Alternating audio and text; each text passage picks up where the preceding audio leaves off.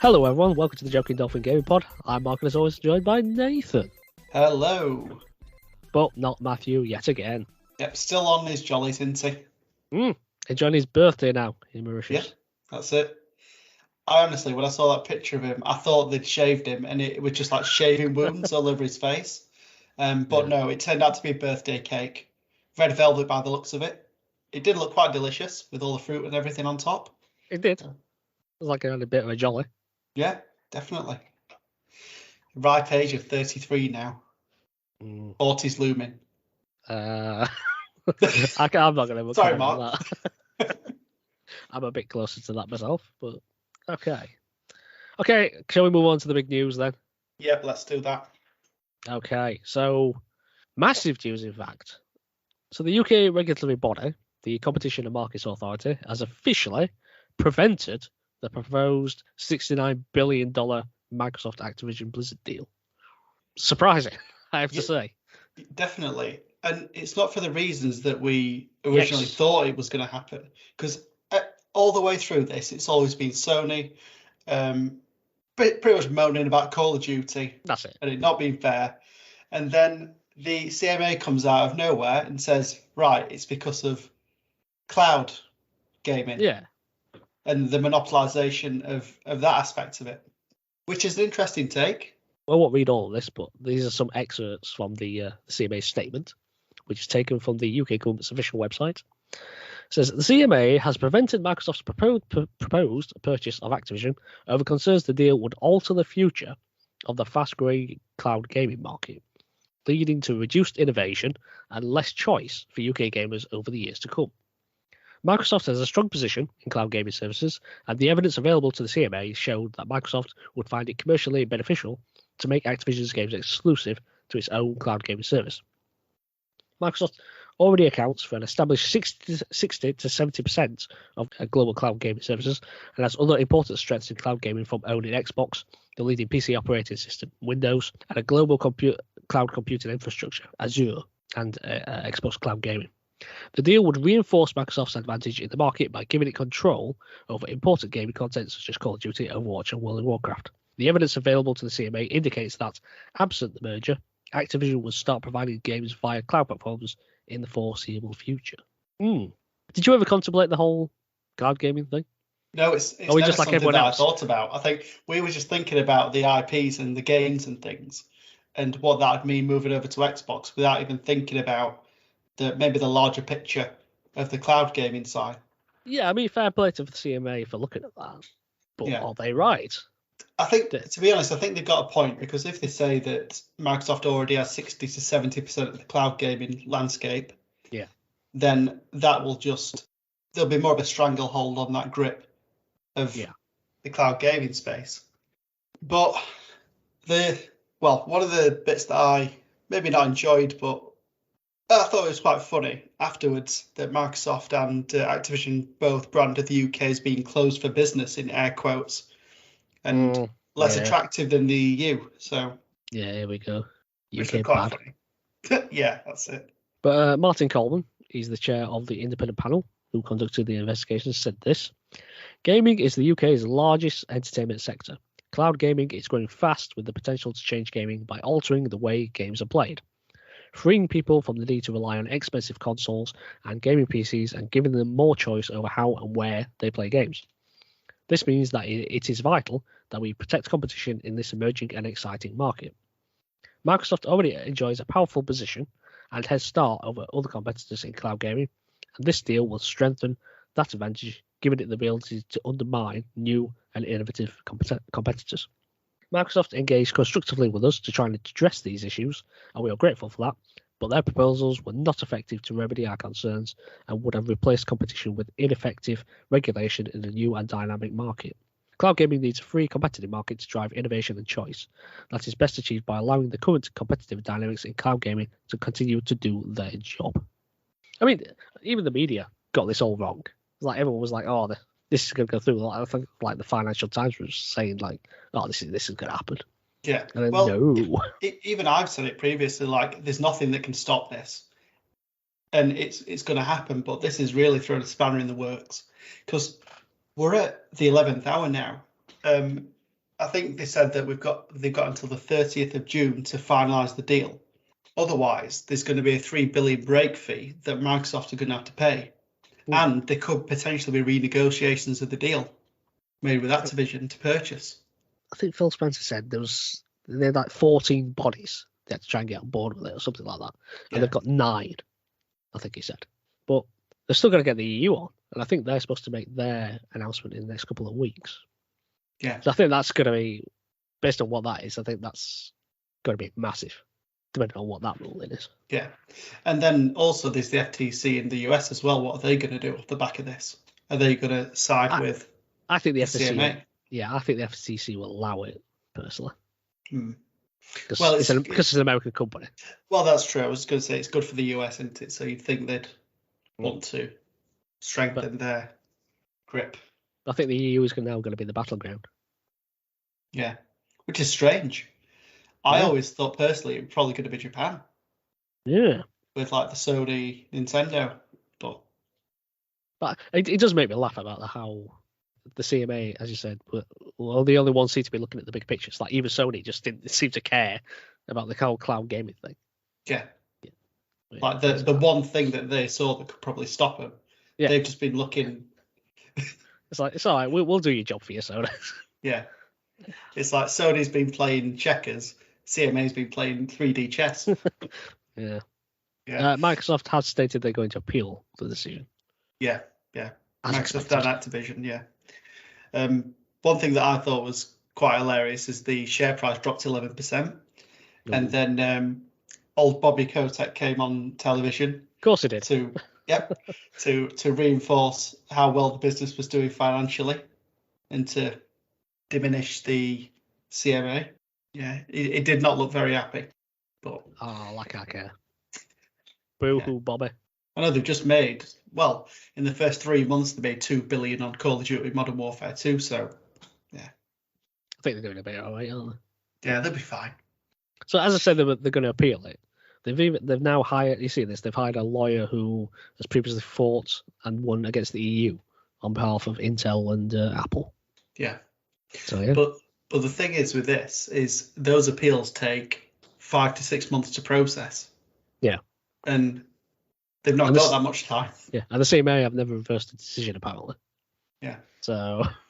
But Bobby has said, he said that the ruling was a flawed ruling in every respect, and he thinks that they can get an accelerated result because of that.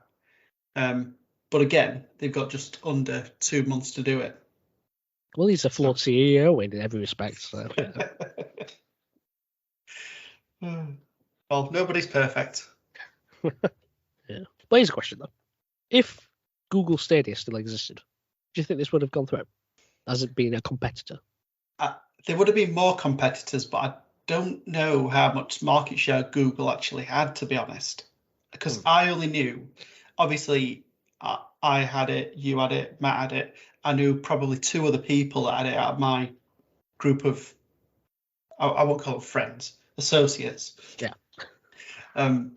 So yeah, I don't know. The only other competitor is probably Luna, maybe. Amazon's offering. And when was the last time I know anything about that? Funnily enough, I started getting some more ads on my Fire Stick because you can play games like Fortnite on it and stuff. But yeah, I don't know. I just don't think there's a big enough player to kind of move the needle enough. And I don't know what Microsoft can do to appease the CMA. But also, do you think the world even cares about cloud gaming that much?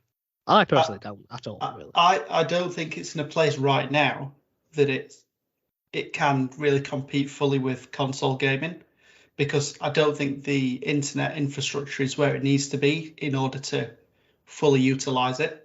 But I think in maybe 5 or 10 years, it'll be a different story. So do you agree with this rule? I'd say, yeah, I do agree with it, because obviously Microsoft already hold a massive portion of that market, and this is just going to solidify that in years to come. And it will be a shame, because say if this does go through, the Microsoft cloud gaming platform will just grow and it'll stamp out any smaller competitors. I mean, it's a it's insane me calling Amazon small, but it's not got a very big portion of the market, what they do. Even what Sony's offering is with their streaming service is not a lot in comparison to what Game Pass is, for example. But let's just say the EU approves it. What do you think that means for UK gamers? I don't think it would mean anything imminently, because Microsoft and Activision have already come out and said you'll have Call of Duty for at least 10 years. So I don't think there's anything that would change right now. But I think in 10 years' time, that's where we'd see maybe that switch. And maybe that's the time that is needed for the technology to catch up with cloud gaming and for that to kind of really take to the market fully. So I don't think short term, I don't think it'll make any changes, but long term, I think it could have ramifications, because I can see Microsoft as being like the de facto cloud gaming provider, and they've been probably nothing else. UK and pretty much every territory in the world, probably, because they're just so ahead of the game in terms of that side of things. Yeah. Because they've got the world's leading operating system in Windows. So they've got, even if you didn't have an Xbox or use Xbox streaming, you've got a PC which it can be on. Obviously, they've got Azure, the one of the biggest cloud platforms in the world, so they've got the infrastructure there. So they are really well placed to kind of run with this once the infrastructure catches up. I'm just really intrigued in what's going to happen with the EU. I think that's going to be the milestone for it. Yeah, because this has thrown a real spanner in the works now, though, hasn't it? It's made it a lot more interesting. It's going to happen. It's going to happen. And then what? So, excuse me. Yeah, little old UK. Yeah, it's not like us, is it? To make things difficult. I know. It's normally it's like us like rolling over. Like, yeah. How much do you want? Where do you want to put it? Yeah. I really hope, like I mentioned in the last part, I really hope they were actually in Downing Street when it was announced. I just want to be a fly on the wall in there. Yeah, fascinated, really. Yeah. But it does mean it's going to drag on. That's the problem. Oh, it does, yeah. I mean, it feels like it's been going on forever already. Yeah. Like, it's only been 10 months. It don't feel like it. I think it's because something exciting's happened now. Whereas previously, it's just like, we're just sick of talking about it because it was happening. Yeah. And now something's actually happened. We're like, okay, maybe this will be interesting. Yeah, because it's always been like people have opposed it, but nothing's really officially come of it until now. So yeah. But I'm looking forward to seeing what happens next. And we'll keep you all up to date. Only a couple of weeks until EU's decision, I think. So I'm sure we'll get into that in the next podcast. I'm sure we will. But it's not really been Xbox's last few weeks, really, has it? they've had other issues as well. Oh yeah. Less cloud, more gaming related issues, let's say. Yeah. So, Redfall. Yeah, Redfall. That game. So that launched recently, and it's not been the finest of launches. We'll admit. Yeah, that's one way of saying it. Now, I am so disappointed because I wanted this game to do well. I don't know why I like the look of it so much. Maybe it was the floating vampires with the big, massive claws, potentially. All the blood, all the gore.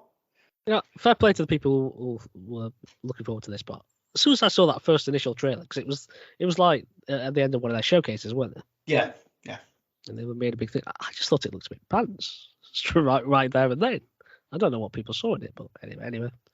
But it's bad though, isn't it? It is really bad. And this is really bad for Xbox. Not just Xbox, but for Arcane. This is not what we expect to see from them.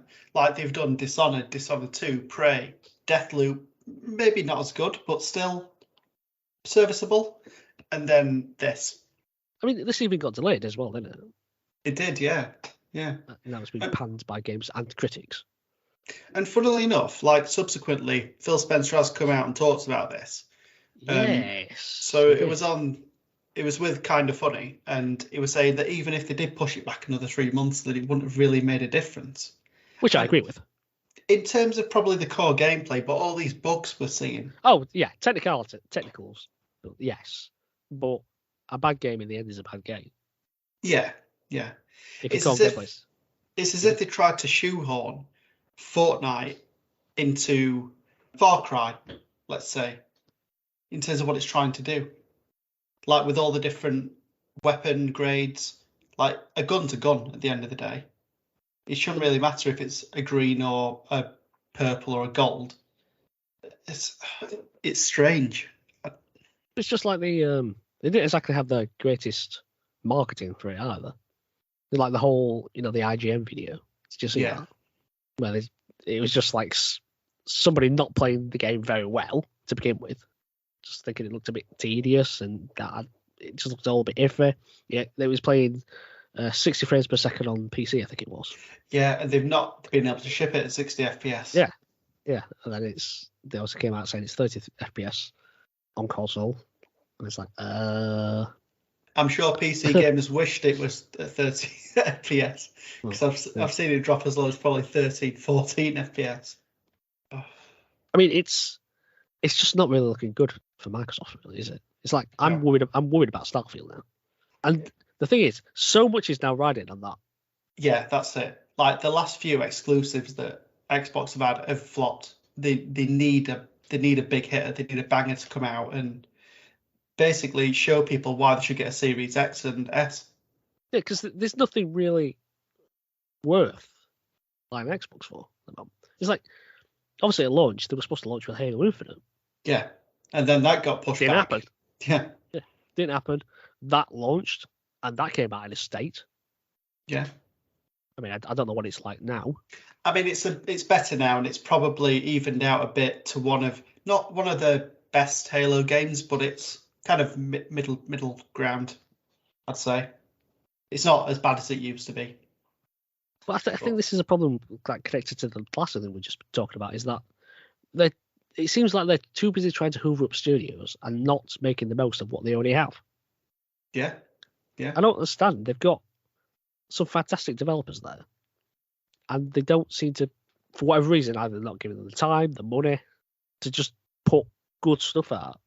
They're making half-baked stuff. Let's think about. Actually, I'm going to give you a hot take. Is it time for Phil Spencer to step down? He's a likable guy.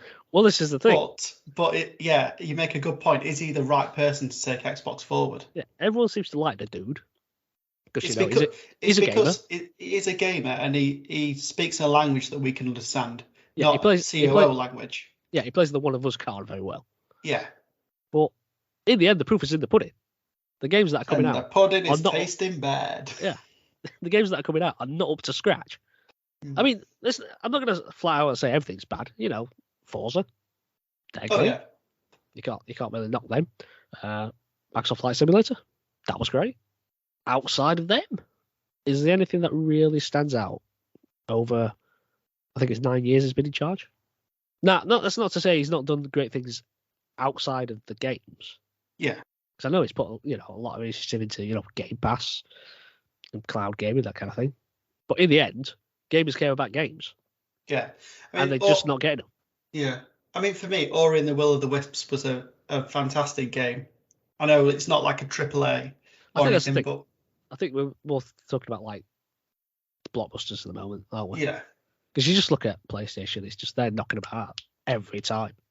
Yeah, that's it. Like even the ones that you wouldn't say are top tier, like maybe Horizon Forbidden West, still great games. Yeah. But I think with Sony, we're spoiled by the games that we do have, so that's why we diminish games like Horizon Forbidden West, and they're not as coveted. But if that came out on Xbox, would that be like, oh my goodness, this is absolutely this amazing? Is the system seller, yeah. But Phil Spencer, on that kind of funny podcast, as you mentioned, Phil Spencer did, he says in one of the comments, he says, I'll just say all up, there's nothing that's more difficult for me than disappointing the Xbox community. I've been a part of it for a long time. I obviously work on Xbox, head of the business, have a lot of friends, get a lot of feedback. And just to watch the community lose confidence, be disappointed, I'm disappointed, I'm upset with myself. I mean, fair play for him for putting himself out there. Yeah. Not a lot of people would have done that. But there's only so many times you can say this. Yeah, that's it. Like, eventually you've got to start delivering. Yeah. I mean, there's only so much goodwill you can use before it starts becoming toxic in a way. because you're not giving gamers what they want, and the things that you are giving are subpar. I mean, one thing that I was thinking about is, are they leaning too much on Game Pass and it being, in air quotes, free games? Is that diminishing the quality of what they put out? I think so, because I think they're too busy trying to make an ecosystem. Yeah. And forgetting that they're games company. Oh, I forgot Hi-Fi Rush. That got shadow drops and that was received quite well. Yeah. Oh, what? Yeah. But I don't think that helped the fact that was a shadow dropped. I don't think that helped. I think if they knew the quality of it, that's the things you need to be advertising. Yeah, that's it. Ramping up hype for that game. But it's worried. I find it really worried. It's like I'm looking at my Xbox and it's just like, why do I own it? I don't. It's like, yeah, as I just mentioned, Forza, Flight Simulator. That's pretty much the only games I've ever really played on. The only thing I really like my Series X for. That's first party. Is the backwards compatibility aspect. Because I can put Portal 2 in there and play Portal 2 on the 360. I like that. But you can't really just rely on the back catalogue. Exactly. This is the thing. It's just, what about the now? Yeah. It's the thing. We want things now. You've got like the most powerful console on the planet. Let's not start making something, shall we? Yeah. You know, I mean, it's been like, what was it, 2 years now? Yeah. And how long's a normal console cycle? About 7 years or so? Yeah, 6-7 years, you'd say, yeah. So we're only 2 years into that already. Well, yeah, 5 years left. What are you going to give us? And we've seen what PlayStation have already put out now. And they've got the PSVR 2 now as well. Yeah. And Xbox is giving us Halo Infinite and Redfall. Yeah. I mean, the only couple of games that I think I'm really looking forward to from Xbox is Starfield and the new Forza. What's the thing about Starfield? For me, Starfield now is my Cyberpunk. The thing that I really want and that I can't wait to play. Because I think that's right up my alley. You know, Skyrim in space. You know, that's what I want. But now I'm just looking at it going, is this going to come out in a complete state and just be absolutely not playable? Am I going to have to wait a year after it releases anyway just to play it in a manageable way? Like I do with Cyberpunk. But this is, if we're thinking this, a lot of people will be thinking the same, and this is going to hurt their bottom line because people are not going to feel confident in putting pre-orders in for these games. They'll wait for it to come out, maybe wait 2 or 3 months for it to price drop and for patches to be made, for it to be in a playable state. And they'll probably lose, could be up to even 25% of the revenue on it. It's worrying. What are they doing? I don't understand how they've let this happen. I just, as I say, I think they're just too busy focusing on other things and not their gaming portion. Yeah. It's just, let's just play all the games on other platforms. It's like, no, put out good games. Then people will flock to your system. Well, that's it. But you were saying comments and like basically saying that, if we put out Starfield and it's a 11 out of 10 game, people aren't going to sell their PS5s and buy an Xbox. And it's like, that's such a defeatist attitude. Yeah. It's like, believe in your games and put the effort into them. Well, I've always believed that if you buy a console, you need at least 5 core games to make you want to buy it, for that investment, and then also obviously the future stuff that you buy. I don't think I could name 5 absolute big hitters on Xbox for the Series X. I could name you 5 for Sony. What have we got? Flight Simulator, Forza Horizon 5. Could just chuck Halo Infinite in there. It's first party effort, maybe. I don't know. The thing is, how many first parties are there? The thing is, I can't even think of many first parties in general, let alone whether they're big or. I'm intrigued by their showcase that they're going to do at Summer Games Fest, because they're going to have to pull something out of the bag. Oh yeah, they're going to have to give us something really good to look forward to. Just looking at first party, just. So what does it got? Sea of Thieves, last gen. Sea of Thieves, okay. Last gen. Fable, they've got Fable. That's been in the works for about 3 years, 2-3 years. I get the feeling we're not going to see that for Yonks. Yeah. State of Decay. So I think we're waiting on State of Decay 3. That's still to be decided. Obviously, we've got Forza. Do you know what? They need to bring Gears of War 6. That would be a big one. It's been a long time since the last one, hasn't it? Yeah. Like, when I finished playing 5, I was like itching, like, come on, just let's get 6 out. Because that'd excite me, because I love Gears of War. And there's a lot of nostalgia there for Gears of War, because obviously it launched on the 360. And everyone loved that initial trilogy on the 360. So, yeah, but they've got Crackdown, that's a dead franchise. Speaking of dead, Deathloop, that's Bethesda, but, well, is what it is. It came out PlayStation initially, didn't it? It was like a timed exclusive, wasn't it? Before they signed this deal. Sunset Overdrive. Yeah, that was a while ago. Yeah, it's just could have done with a sequel. Slim Pickens. Yeah, that was a really fun game. I just build off the back of that. I think like the director of it said he wanted to do another one, but they just weren't interested in doing it. Shame, real shame. Yeah, I don't know what it is. Maybe they need to listen to gamers more about what they want, rather than going off on all these tangents and not really delivering anything. There's going to be a backlash at some point, because if they don't start doing something quickly, I'm definitely not going to buy an Xbox the next generation. They've got to convince me. Yeah, but the thing is, though, do they care? Well, as long as they can get you on Game Pass on your PC. Well, they won't on their cloud gaming platform. I think a lot of people will be just turn away, really. Because the thing is, if they're putting out the same games that you can play elsewhere, and elsewhere you can also get great exclusives, why would you not choose the other platform? Yeah, it's true. I mean, Nintendo not got a strong third-party presence, but first-party, bang on. And then you've got Sony, probably the best of both worlds. And, well, where does Microsoft fit into that? And they've kind of got their own Game Pass, like, competitor now, shall we say. Is it going to come to a point where Xbox are just a service for Sony and Nintendo to put their games onto eventually? Are they going to be the infrastructure for the next generation? I'm beginning to feel that Xbox doesn't actually care about games. That is all their plan all along. Because all their innovations do around like the technological aspects. Yeah. They don't seem to be wanting to hook people with their games. So that's the only thing I can think of. So yeah, maybe they will. I just find it very strange. Yeah. I mean, maybe in 5 years we'll have a different opinion when all these studios that they've hoovered up over the last few years have actually got something to show that they've had some time to work on, and maybe we'll be wrong. But right now it's not looking good. No. Shall we move on to other things? Yeah. Let's move on to some happier stuff, shall we? Okay, so PlayStation, they've hit a milestone.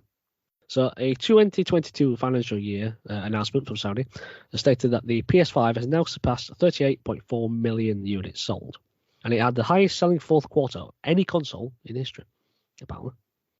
What this means, though, is that PlayStation as a whole has now become the first console manufacturer to surpass 500 million units sold collectively. And that doesn't even include the PSP and the PS Vita. Well, the Vita to a lesser extent, but the PSP sold a good amount there, and I think it was probably over 60 million of them. So the breakdown is as follows. So the PS1 sold 102.5 million units.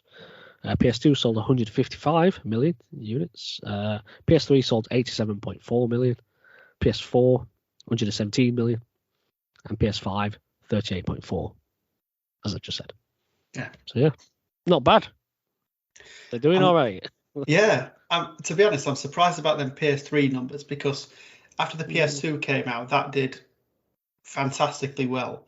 And I think they kind of rode the luck a bit with the PS3 in terms of its architecture. Yeah, and obviously they had the issue with the yellow light of death. But yeah, 85 million, that's still fantastic. But yeah, well done Sony, well done PlayStation. On to the next 500 mil. Do you think the PS5 could possibly surpass the PS2? No, I don't. No, that answers that then.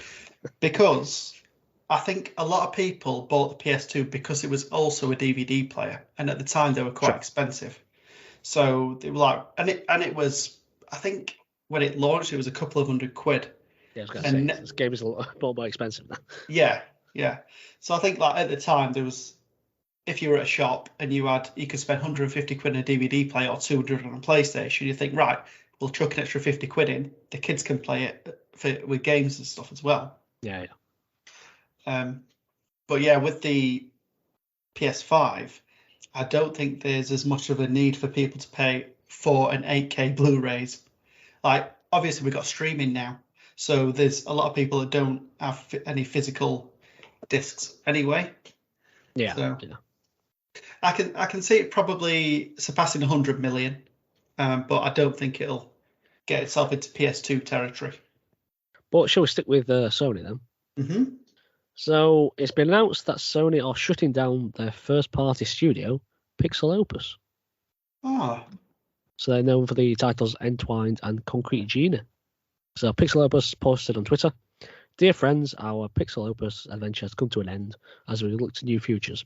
We wanted to say a heartfelt thank you to the millions of passionate players who have supported us and our mission to make beautiful, imaginative games with heart. We are so grateful." And Sony did comment on this.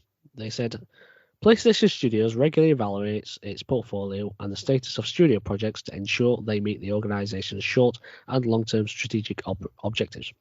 As part of a recent review process, it has been decided that Pixel Opus will close on June the 2nd. I don't really like the corporate speak in that statement. Yeah, it does seem very cut and dry. That basically, if you're not delivering, then you're gone. Basically. Yeah, I mean it's not very reassuring. I mean, what can I say? Apparently, Pixel Opus is their smallest first-party studio. Yeah. So there's not a lot of staff. Well, there's that. Well, they only released 2 games, didn't they? And then they had an untitled cancelled project, obviously now. Yes. Yeah. So, yeah, you can see why. Still fortunate though. Yeah, hopefully the staff will be absorbed into other teams within PlayStation. Hopefully. Yeah, I think they're all actually like 15 people there or something. Yeah. Not many. Sure, I hope they can find them jobs elsewhere. Yeah. But that's a bit of a shame. I would quite like to know what they were working on. Because I am fascinated by Concrete Genie. I mean, it looks beautiful, doesn't it? Yeah, I've got it, but I've just not played it yet. I'd like to give that a try. But maybe it just didn't sell well. In fact, I've got Entwined as well. I've not played that either. Yeah. So I'm the problem. So I've not played them. You've got the full Pixel Opus catalogue, but you've not played them. At least you bought them though. Exactly. So, but no, sad. But I wish the people who work there well. Yeah. So, shall we chat about some Hall of Fame inductees? So, the World Video Game Hall of Fame have had 2 new games introduced to them. The first one is The Last of Us. Doesn't need any, what's the word for it? Explanation? Yeah, doesn't need any explanation. We know about The Last of Us. We've played it over 3 generations now. And we've watched it. And we've watched it, yeah. Absolutely fantastically narrative written game. And yeah, amazing story. Just absolutely fantastic. The second one, a bit of a surprise. But after looking into it, not surprised as I used to be. Barbie Fashion Designer. So this was a CD-ROM game that came out in 1996. And basically this allowed you to design outfits for your Barbie doll on your PC. And then you could print them out onto fabric and cut them out and then basically dress your Barbie in what you'd made. That is actually genuinely great. Yeah, definitely. I mean, I wouldn't do it myself, but that's genuinely, as an idea, I like that. Yeah, like the imagination of it is absolutely fantastic. And basically, you got the CD-ROM, and you got kind of the fabric. You got pens, you'd print out your design onto the fabric, and then you'd color it in. So you could color in everything, and then you cut it out with your scissors, and then you had these little glue things so you could stick it all together, and then you could dress your Barbie up with the creations that you'd made. And this was like a fantastic introduction for girls using computers, because up until then there'd never really been too much for girl gamers and girls in general using computers. It was very male driven. So just to get people using computers and all the functions there, and just using their imagination, really. And that's kind of the reason that it's been inducted in there. And funnily enough, I saw the advert for the game, and it was absolutely hilarious and fantastic. I do actually want to buy it. But it was really like pushing like computers for girls and stuff like that, which is really, really great. And it might have been a programmer's first foray into using a computer, so it kind of sparks that imagination, which is good. So, well, sounds like Barbie's making a comeback because there's a film coming along, isn't there? Yeah, that's a really wacky trailer for it. But yeah, I don't know what to make of that. But anyway, I'm sure Margot Robbie will smash it out of the park like she normally does. So yeah, I'm sure. It feels like she's in every film now. Yeah.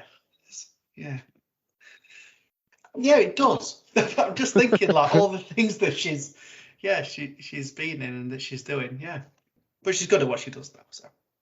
So we'll get into some gaming / football news now. So we all know Erling Haaland, the top goal scorer in the Premier League, plays for Man City. So he recently played a game against West Ham where Man City won 3-0, and he broke Alan Shearer's record. Sorry about that, Matt. Of scoring. So he's now scored 35 games in a 42-game season in a 38-game season. So he's done it ahead of schedule, with a few games to go. And basically, during his interview after the game, they asked him, now you've secured the record, what are you going to do next? And he said he doesn't really think about this. He says he's going to go home, play some video games, and eat something, and then go to sleep. That's what I will do, he said. Which sparked a follow-up question. Which video games are you playing at the moment? Which Haaland replied, I can't say, it's too embarrassing. So off the back of that, it sparked debate over what he's actually playing. Now, I personally think he goes home and chills on sensible soccer. No. I don't think that's embarrassing, though. No.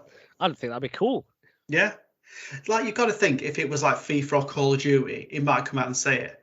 Or is there like something involved where he can't say the game because obviously he's a big global football star? Maybe that'll cause other people to buy it.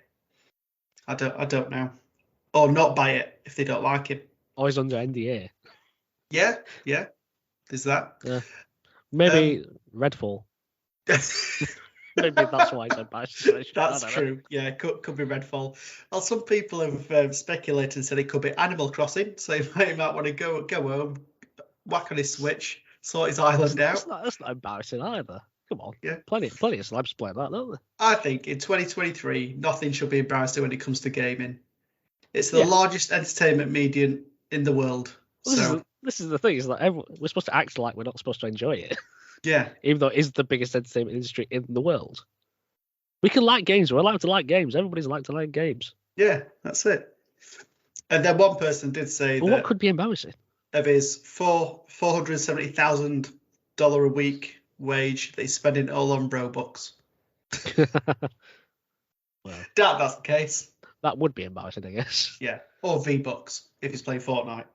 I think celebrities would come out and say that they're playing Fortnite just to sound cool. Yeah. Has he been in the Fortnite? It wouldn't surprise me if he hasn't. I don't think he has. Actually, let me have a quick look. It does. It feels like he could have been. Yeah.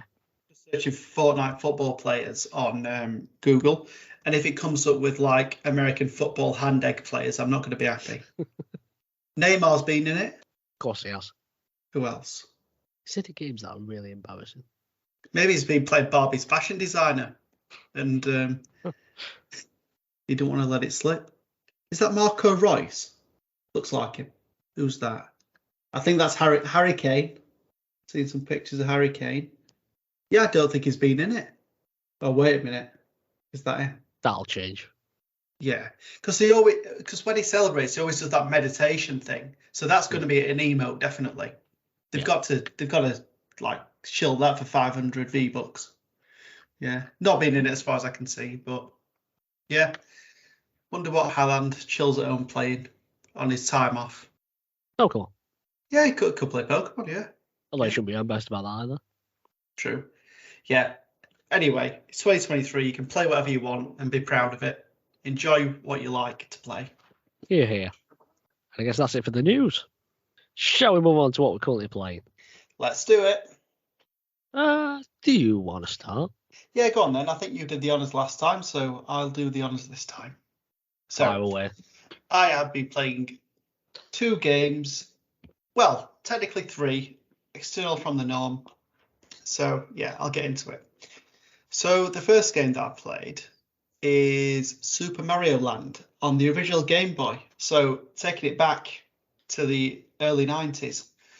So this game came out in Europe on the 28th of September 1990. This is a side-scrolling platform game and is the first game in the Super Mario Land series. And basically you play as Mario through 12 levels, 4 worlds in total, and to try and defeat Bowser. Now the levels themselves are split into 4 different worlds. So the first world is like Egyptian themed. So you've got pyramids everywhere, Koopas coming at you.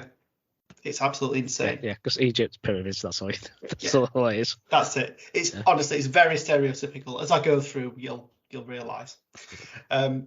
So I'm really good at these first 3 levels because I must have played them about 50 times. And what's funny is when you get to the end, the boss is the Sphinx that like blasts fire at you, as it is in Egypt. Yeah. And you've got to kind of jump over or under the Sphinx if you can get. So you can't actually fight them. You've got to just get past them, and then that's all good. And then you've got like a little cutscene, and then Princess Daisy's there. And Mario's like, oh, it's Princess Daisy. And then for some reason, Princess Daisy turns into a little mosquito creature and scurries away. And that's not good. I've never understood why. But yeah, anyway, that was one of life's unanswered questions. Yeah, that's it. Why does Princess Daisy turn into a mosquito? But yeah, so the next set of worlds is it's futuristic. So you can see like spaceships everywhere. There's like jumping fish coming to get you for some reason because it's the future. And yeah, I'm fine with the first couple of levels on here. The third one's a little bit more challenging, but yeah, managed to get through that. The third world is set on Easter Island, so obviously you've got the big heads everywhere. Of course. Yeah, it wouldn't be Easter Island without that. So that's Maui. That's what they're calling it. The Maui. Maui. Was that like the tribe that was on the island that died out? I think so, and I think that's what the heads represent. I don't know. Yeah. Have you seen like the pictures of it? And there's like people think there's like full bodies underneath, and it's just that they've sunken into the earth. That'd be quite weird. But anyway, and then you've got the last like world, and that's like set in like the Aztec style, so the kind of step pyramids and stuff like that. This all sounds like Crystal Maze. It does. It's really weird. It is really weird. But honestly, it's an absolutely solid platformer. I absolutely love it. I've not completed it. It is under good authority that you can complete it in an hour, but I'm not fantastic at platformers. I've done the first couple of worlds, must have been about 40 or 50 times.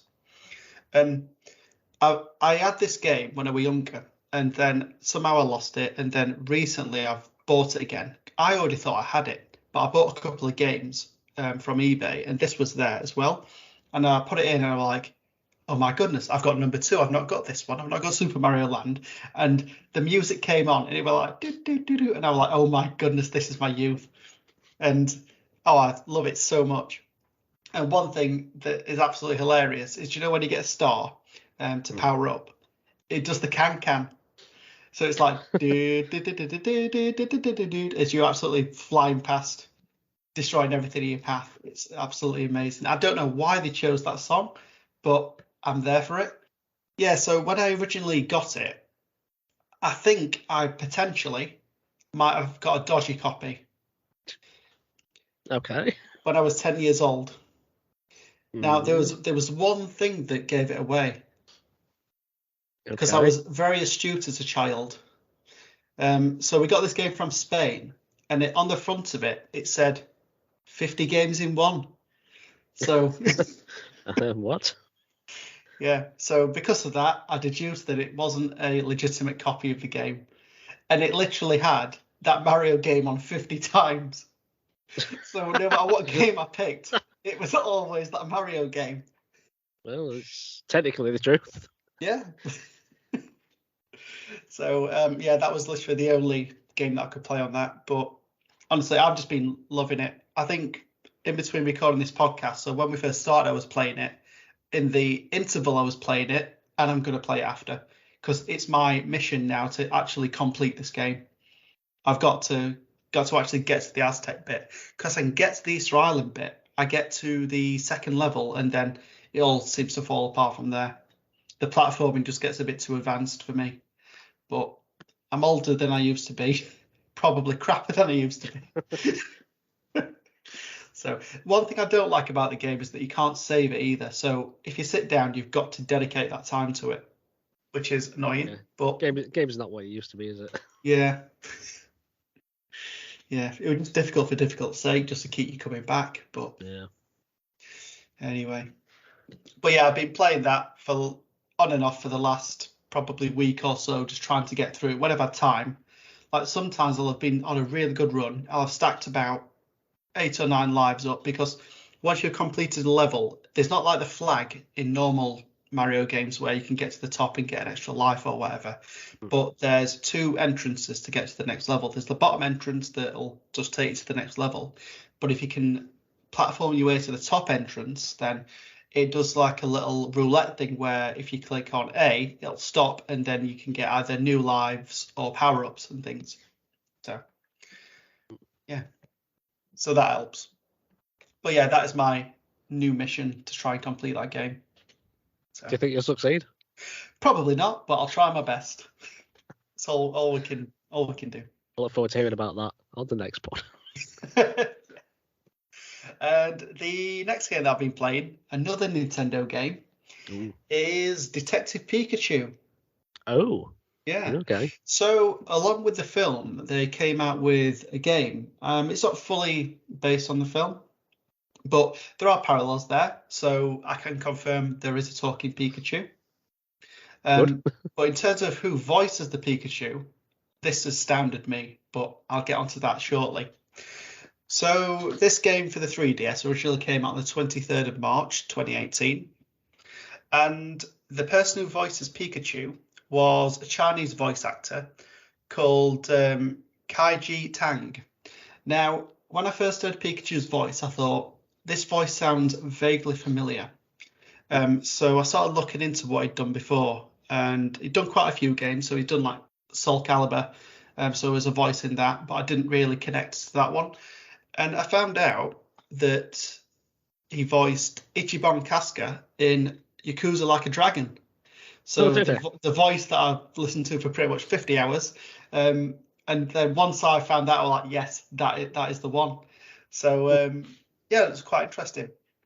Because I didn't know that he wasn't, that Yakuza, I'm going to call him Yakuza, that Ichiban was voiced by a Chinese voice actor. I thought it was just English. They got someone English to do it. But anyway, but it's fantastic. Loved that. So just a bit about this game, the game itself. It's a spin-off of the Pokemon franchise. And the player that we play as is it's Tim Goodman. Yeah. So pretty much it's the same name as the guy in the film. So we play as Tim Goodman. And your job is to work with the talking Pikachu to solve mysteries. So as the game opens up, you come across this Pikachu and you can actually understand what it's saying, but nobody else can. So just like the film, everyone hears Pika Pika, you hear words, because Tim is mental apparently. And the people recognize that. So you're there chatting with your Pokemon and the people around you will be like, what the hell is this guy talking about? And they kind of like move away a bit. But it is advantageous because in this game, you do have to talk to people. because there's a few things that you have to do. So the first mystery is there's these Apom, so these are kind of like monkey kind of Pokemon, and they've stolen this lady's necklace, and you've got to go and find it. So these cheeky monkeys have run off with the necklace, and you've got to kind of find out where they've gone. And they've not just run away; they've like got ketchup all over themselves and paint, and you've got to find out where these splodges are and things to kind of try and see where they've gone, and get statements out of people to try and find out where they've got to. So what you have to do first is you'll go around and talk to people and ask them questions to get statements. So bits of information that you can put together to try and find out where they've gone. And then also Pikachu can talk to Pokemon. So you can talk to the humans, Pikachu will go and talk to the Pokemon, and then once you've spoken to everybody and asked all the questions that you want, they can try and put a picture together of what's been happening. Then once you've done that, you can start looking for clues. So the clues would be like, maybe there's a splotch of paint where the Apom might have ran to, so you can get that together. And then before you move on, what you've got to do is kind of paint a picture of what's happened and where the Apom have gone. So it kind of comes up with like a bit of a splash screen, and then given the evidence you've got to fit it into the right location.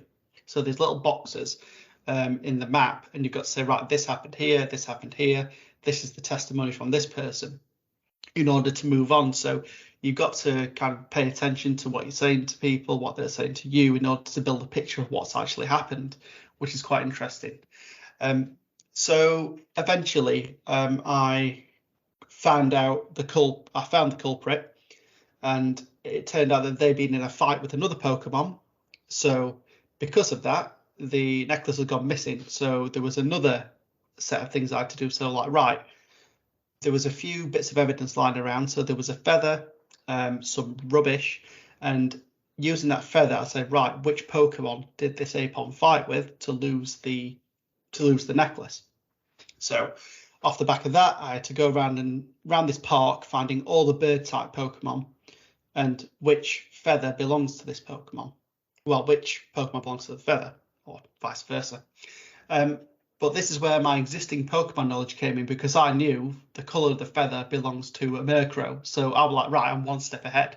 But regardless of my pre-existing knowledge, I still needed to go around the houses to find all these other Pokemon and compare the feathers to the colours and stuff, which was quite annoying. But anyway, did that. And eventually, through deduction, in between that, I went for a coffee with Pikachu, because Pikachu likes coffee for some reason. Okay. And so do I, as I think 15, 16-year-old boy. But yeah. So I managed to eventually deduce where the necklace was, get the necklace back, and then get it to its rightful owner. So mystery solved. But then it later came out that Tim's dad's gone missing and Pikachu's got amnesia, so we can deduce that Pikachu is probably Tim's dad. Oh, that's what I think anyway. So it's a father and son crime fighting detective team.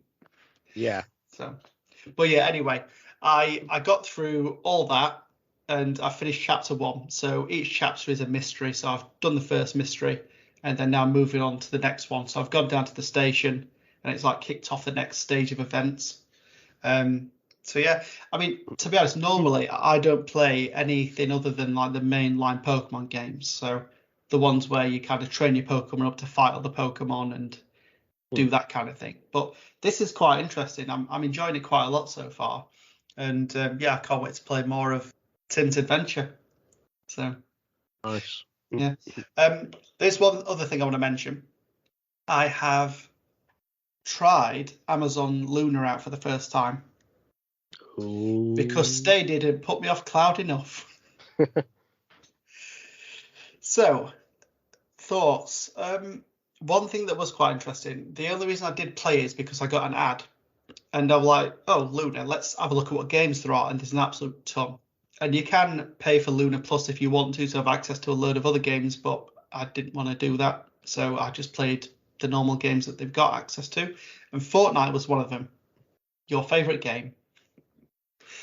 Now, yeah. So before you get into the game, you get a screen and it will ask you what controller you want to use. Now, I thought this was quite good because you could choose your phone as a controller, and there's like a companion app you can download so you can use your phone. You can use an Xbox controller, PlayStation controller, or an other Bluetooth controller. So there's lots of options there if you want to use them. And then after that, and you connect, then you load into the game. Now for Fortnite, you've got to link it to your Epic account, so it kind of downloads all your character and everything. But to be honest, it wasn't too bad. I think it was more solid than the Stadia, to be honest. I mean, I know that's probably not very difficult, but it was okay. The only issue we had is that there was no crouch button on the phone controller that we could find anyway. So there was a few issues there. But I'm sure if I'd have connected the PlayStation or an Xbox controller, that would have been fine. Or your Stadia controller. Or Stadia, yeah. That'd have been a right slap in the face. Connecting the Stadia controller to Luna. I might do it now. But yeah, it wasn't too bad. Played it for 10, 15 minutes. It's interesting because obviously I use my Fire Stick, and that's connected to my Netflix, Prime Television. So it's nice that there was also the gaming aspects in there. And I think for what it's worth, for the less fast-paced games, it'd probably be quite good. Just to say, right, I've finished watching this episode of this, I'll play a short game of this, and it's quite seamless really once all the setup's been done. So, right. But yeah, so they're my first thoughts on Luna.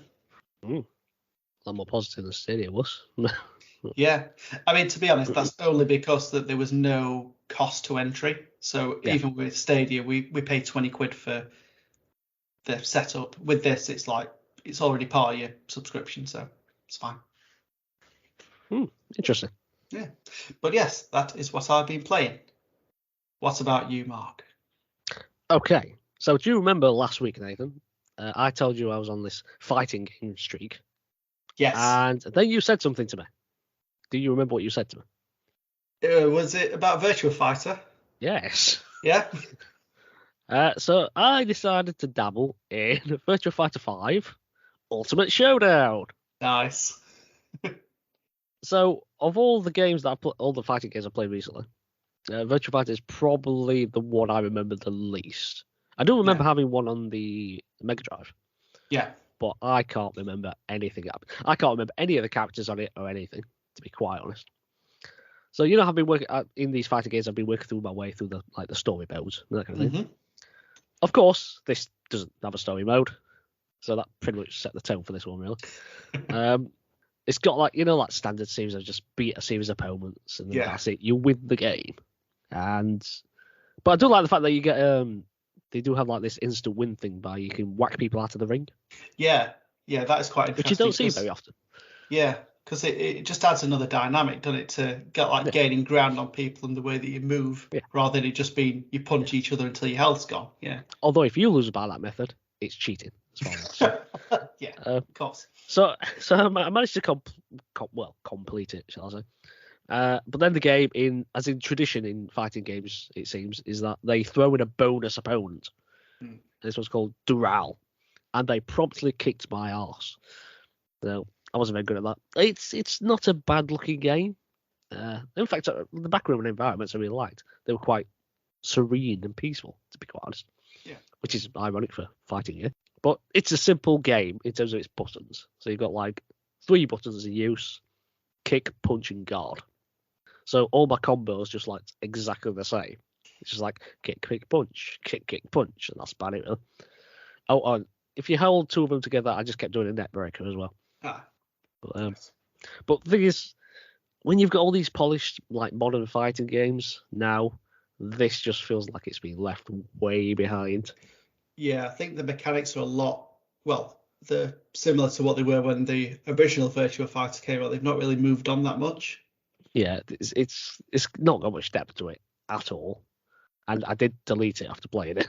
It's just, there's nothing keeping me going on it. I mean, perhaps it's time for a revival. I don't know. Yeah. There's a future for Virtua Fighter, but that ain't it. Yeah, there's a reason it was free. So. Yeah, because I think that Ultimate Showdown was made specifically for the PS Plus thing. Yeah, that's right. Yeah, it was just launched on PS Plus, and that was it. There was never any physical release for it. Yeah, and I think the original Virtua Fighter 5 came out quite some years ago. Yeah, because I think it came out on the PS3 originally. Yeah, just seems a bit of a random thing to do, to be quite honest. Yeah. But anyway, I don't know. Lisa really loves Virtua Fighter. She's fantastic at it. When we had it for the PS3, she went on something like 119 unbeaten run on on the online mode. And she got to something like 10th Dan or something like that, because there's like ranks to it as you fight. So this is against other opponents, real people? Yeah. Blimey. And is it still an unbeaten streak? Nope, she got her ass kicked at one point, and she never played it ever again. She did. She played it again, and she got to probably about 29, another like 29 unbeaten streak, which is impressive in itself. And then she kind of fell off it. But I don't know. It seemed to be a game that she was just naturally good at. Excellent. But I'm not quite sure how my future of Virtua Fighter is going to be. Well, if they bring a more story-driven one out, then maybe. I think that's the thing now. It seems to be fallen by the wayside now compared to others. Yeah. But I've played one other game. And now, to be honest, it feels like we've kind of gone full circle with all this now. So I've been playing Yakuza Kiwami. So, obviously, I a couple of years ago, I played Yakuza 0. Yeah. That inspired Matt to start playing Yakuza games. And now he's just blasted his way through them all. And then that inspired you to play Like a Dragon. And now you talking about playing Like a Dragon has inspired me to go back onto it. So yeah, we've just gone around in circles here. So Kiwami is the remake of the first Yakuza game. And you got Kazama Kiryu, a member of the Tojo clan of the Yakuza who takes the fall for the murder of his boss.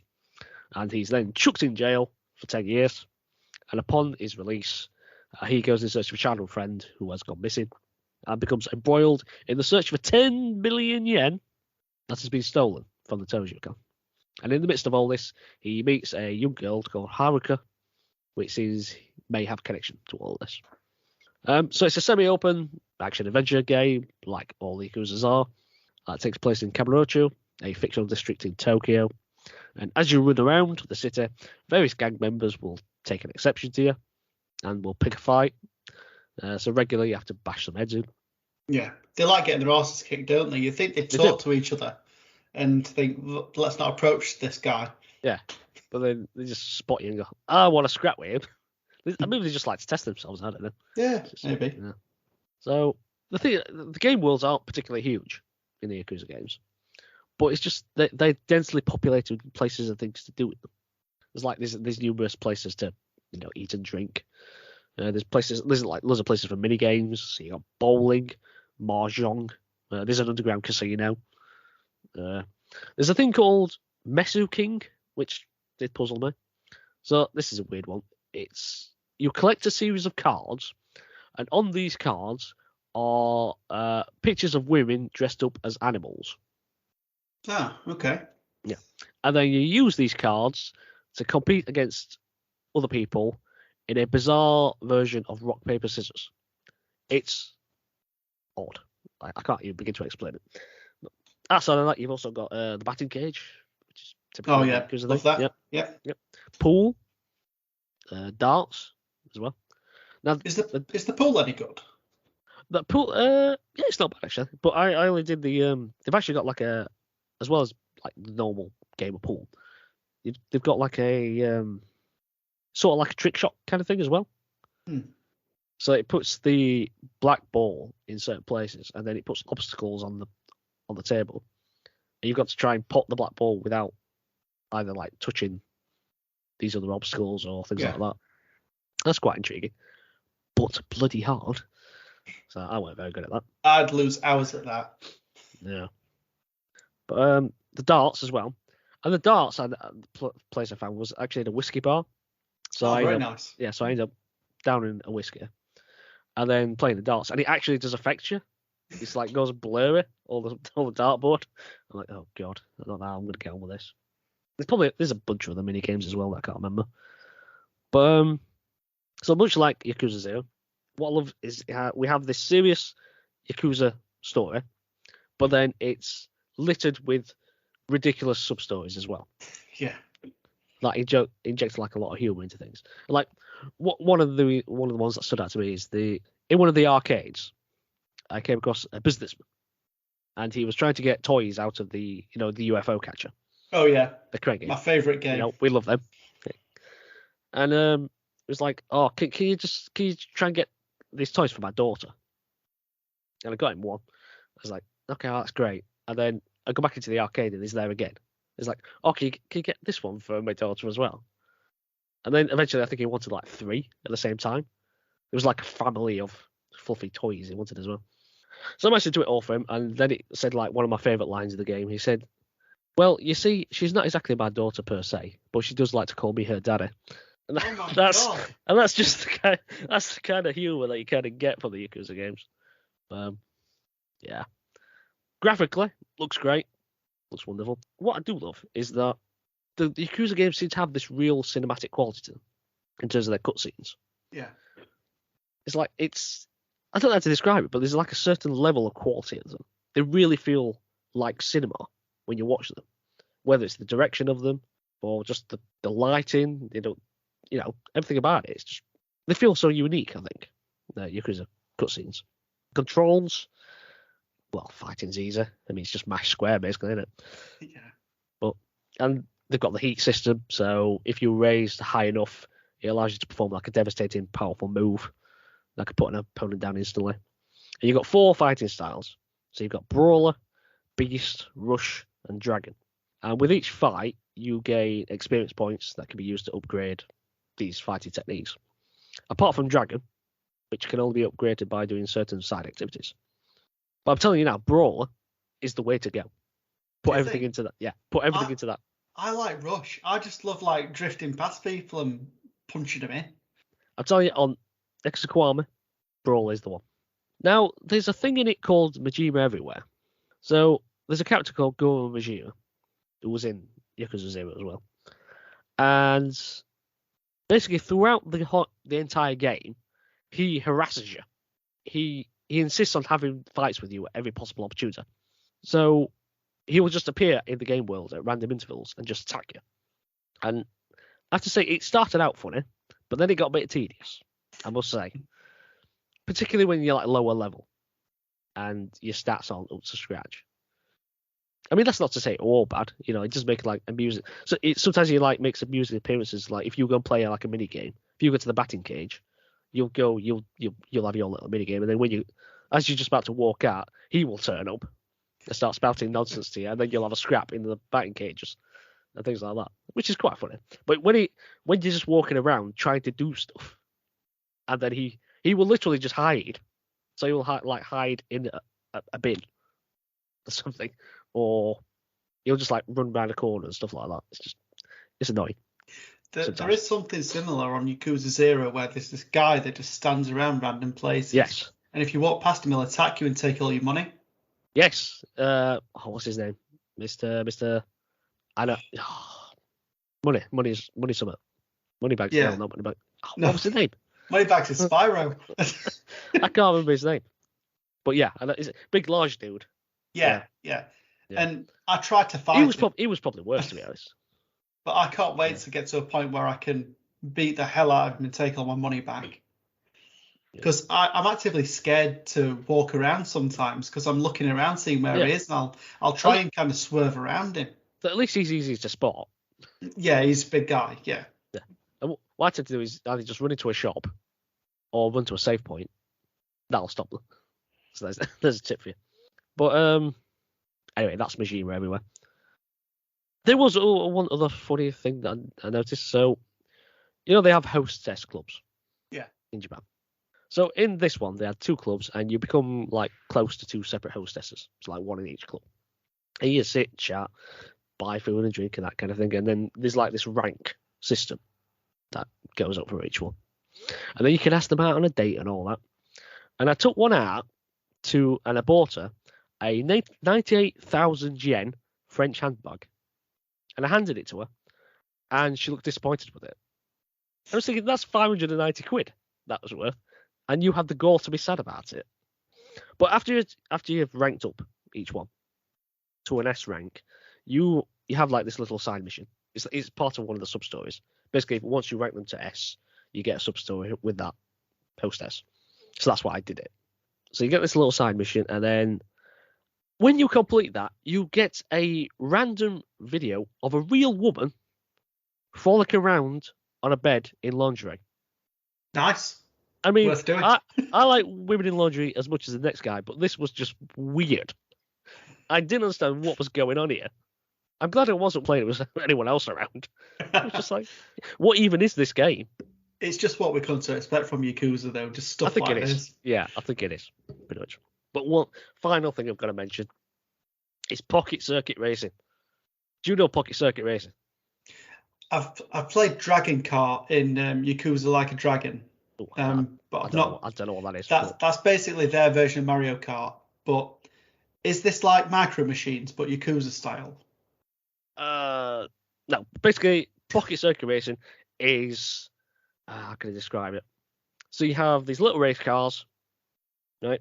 And they're custom built, and you put them on a track, and there's like 4 or 5 lanes on this track, but it's like each track separated by like a wall, so you can't like go off into other lanes. And think of like Scale Electric. Yeah. And then they just whiz around this track, and then you've just got to try and win. So you've got to custom build your vehicle to beat the competition, and you go through a series of tournaments in order to do that. This was on Yakuza 0 as well, and I forgot just how much I loved Pocket Circuit Racing. It's fantastic. I could spend ages playing that. And I found out it's actually a real thing that's making a comeback. Really? Oh, yeah, nice. In the real world. It's called Mini 4-Wheel Drive. And I want to do it. I want a Mini 4-Wheel Drive place to open up in Sheffield so I can go and do it. It's awesome. I'll send you a video of it, of like in real life. Please do, because I've just got a Mini Countryman 4-wheel drive car instead of whatever you're talking about. Yeah, I'll show you. It's brilliant, but God, I just love Pocket Circuit Racing. I can spend ages on that. It's fantastic. I want it to be in all the Yakuza games, and hopefully it will be. But, so you've said it's in 0, so I can't wait to get to that bit now. It is in 0, yeah. Yeah. I found out who that guy was called. Mr. Shakedown. That's it, Mr. Shakedown. Yes. Can't believe I forgot him. Yes. But in conclusion, it's brilliant. I managed to complete it. Oh, nice. How long did it take you? I think it was around 4. Because I've done every sub-story apart from one. Because there's one. In order to unlock the final sub-story, you have to have completed basically everything else. So you have to have done all the other sub-stories. You have to have unlocked all the techniques for all your fighting styles. But I haven't done all the dragon ones. Because in order to do all the dragon ones, you have to beat Majima up constantly, which I've been doing a while. But he also has a ranking system. And every time you rank up, you get a technique. But I've reached rank S, but I found out it goes up to like triple S, his ranking system. So I'm like, I can't be bothered with this now. I'm not going to bother doing that. Oh, but there's also an underground Coliseum fight thing as well. So you can go and beat people up in this underground Coliseum thing as well. That's quite fun. But, well, only once you level your character up. I think that's the thing for me. I level my character up quite early, as much as possible. So I could just makes the rest of it easier. Yeah, exactly. Yeah. But no, brilliant game. Love it. But having played 0, I knew it would be great anyway. So I guess Kiwami 2 is on the horizon. I don't know when. I might have to space them out. Yeah. I think like that, you might need like a palette cleanser game in between. Yeah. But whether it's going to be something massive, I don't know. Who knows? But, we'll see. Yeah. But that's it. That's what I've been playing. If you enjoyed listening to us, please consider tuning in next time. We release bi-weekly on Tuesdays. You can visit our website at jokingdolphin.com. Also, feel free to follow us on all social media platforms to continue the conversation. You can find Joking Dolphin on YouTube and Facebook, as well as on Instagram and Twitter at Joking Dolphin. Until next time, thanks for listening. Goodbye. See you later.